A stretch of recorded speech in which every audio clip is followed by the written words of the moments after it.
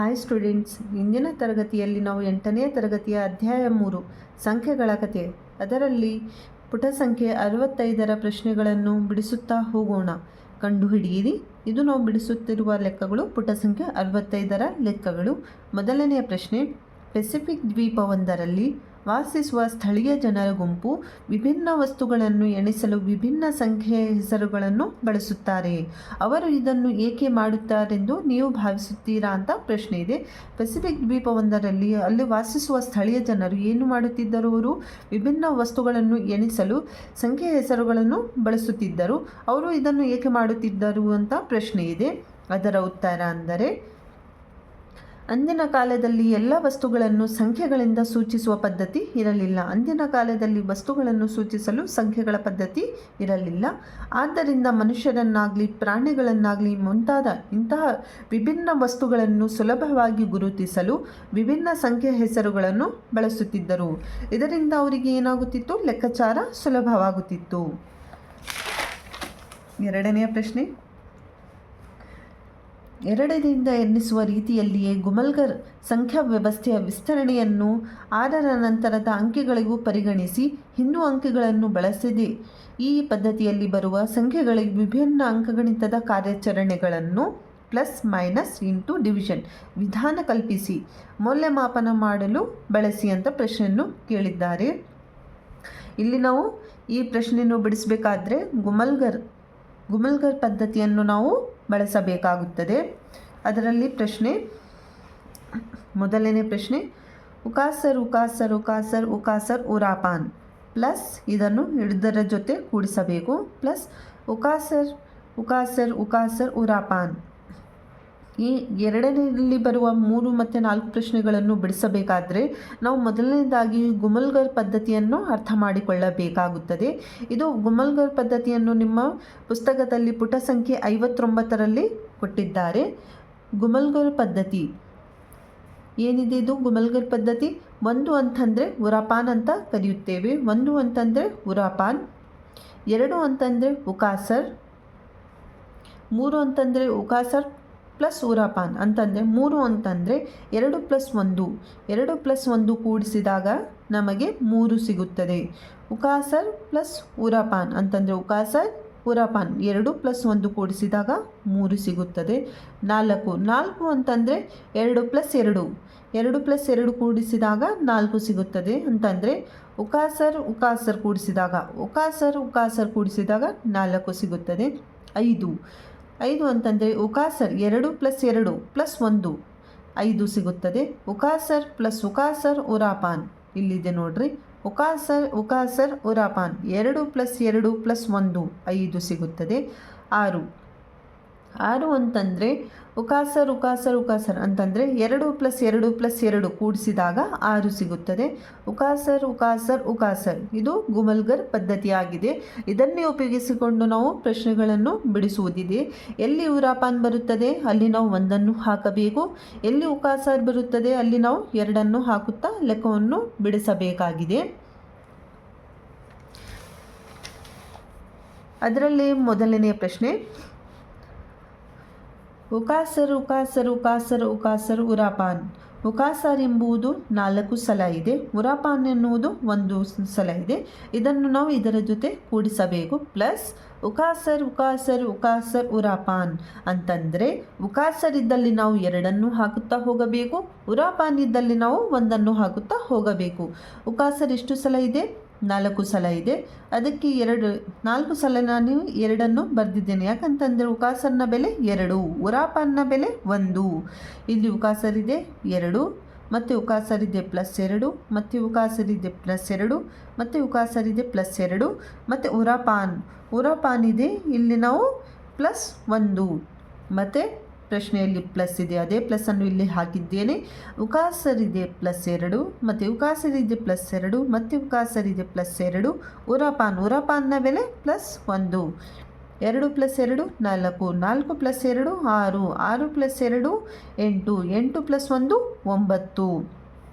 ಇಲ್ಲಿ ಪ್ಲಸ್ ಇದೆ. ಪ್ಲಸ್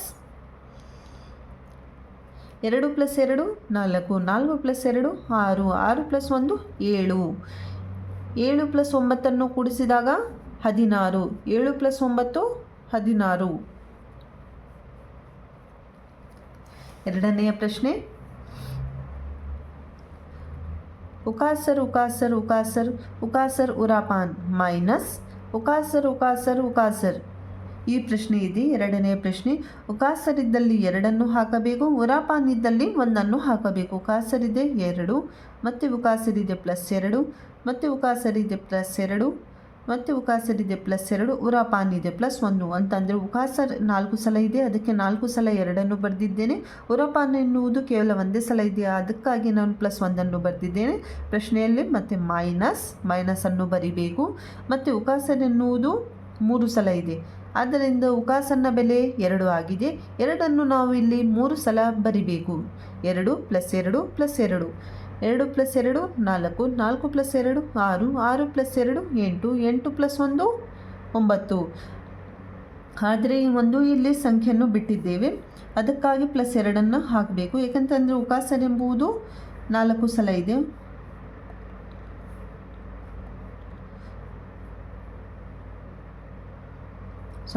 ಇಲ್ಲಿ ಕೇವಲ 4 ಸಲ ಉಕಾಸರ್ ಇದೆ, ಇದು ಸರಿಯಾಗಿದೆ.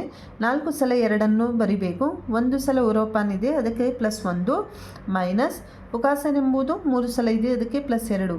ಇದನ್ನು ಕೂಡಿಸಿದಾಗ 2 + 2 4, 4 + 2 6, 6 + 2 8, 8 + 1 9. ಇದು 9 ಮೈನಸ್ 2 + 2 4, 4 + 2 6. 9ರಲ್ಲಿ 6 ಕಳೆದಾಗ ಇದು ಉತ್ತರ 3. ಮೂರನೆಯ ಪ್ರಶ್ನೆ, ಉಕಾಸರ್ ಉಕಾಸರ್ ಉಕಾಸರ್ ಉಕಾಸರ್ ಉರಾಪಾನ್ ಇದನ್ನು ಇದರ ಜೊತೆ ಗುಣಿಸಬೇಕು. ಉಕಾಸರ್ ಪ್ಲಸ್ ಉಕಾಸರ್. ಉಕಾಸರ್ ಎಂಬುದು ಇಲ್ಲಿ 2 ಸಲ ಇದೆ. ಇಲ್ಲಿ ಉಕಾಸರ್ ನೋಡ್ರಿ 1 2 3 4 5 4 ಸಲ ಇದೆ. ಉಕಾಸರ್ ಎಂಬುದು 4 ಸಲ ಇದೆ, ಅದಕ್ಕಾಗಿ ಉಕಾಸನ್ನ ಬೆಲೆ 4 ಸಲ 2 ಹಾಕಿದ್ದೇನೆ. ಇಲ್ಲಿ ಉರಾಪಾನ್ ಇದ್ದಲ್ಲಿ +1 ಹಾಕಿದ್ದೇನೆ ಇಂಟು ಉಕಾಸರ್ನ ಬೆಲೆ 2 × 2, 2 + 2 4, 4 + 2 6, 6 + 2 8, 8 + 1 9, 9 9 ಇಂಟು 2 2 4, 9 4 36, 9 4 36.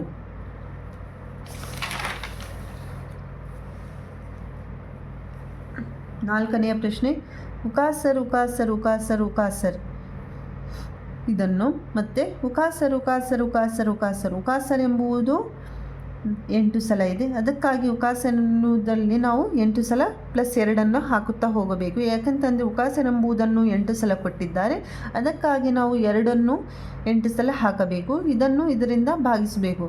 ಡಿವೈಡೆಡ್ ಬೈ ಉಕಾಸರ್ ಉಕಾಸರ್ ಅಂತಂದರೆ 2 + 2. ಯಾಕಂತಂದರೆ ಉಕಾಸರ್ ಎಂಬುದು ಇಲ್ಲಿ 2 ಸಲ ಇದೆ. 2 + 2, 2 + 2 4, 4 + 2 6, 6 + 2 8, 8 + 2 10, 10 + 2 12, 12 + 2 14, 14 + 2 16, 16 ಡಿವೈಡೆಡ್ ಬೈ 2 + 2 4 ಅಂತಂದು 4 1 4 4 4 16. ಇಲ್ಲಿ ನೋಡ್ರಿ 4 1 4, 4 4 16. ಇದರ ಉತ್ತರ 4. ಮೂರನೆಯ ಪ್ರಶ್ನೆ,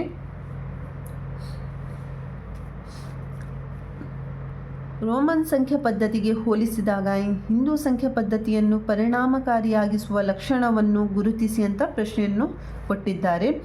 ಇಲ್ಲಿ ರೋಮನ್ ಸಂಖ್ಯೆ ಪದ್ಧತಿಗಿಂತ ಹೋಲಿಸಿದಾಗ ನಮ್ಗೆ ಹಿಂದೂ ಸಂಖ್ಯಾ ಪದ್ಧತಿ ಪರಿಣಾಮಕಾರಿಯಾಗಿದೆ ಅಂತಂದರೆ ಸುಲಭವಾಗಿದೆ ಅಂತ ಪ್ರಶ್ನೆಯನ್ನು ಕೇಳಿದ್ದಾರೆ. ಯಾಕೆ ಇದರ ಲಕ್ಷಣವನ್ನು ಗುರುತಿಸಿ ಅಂತ ಕೇಳಿದ್ದಾರೆ ಪ್ರಶ್ನೆಯನ್ನು.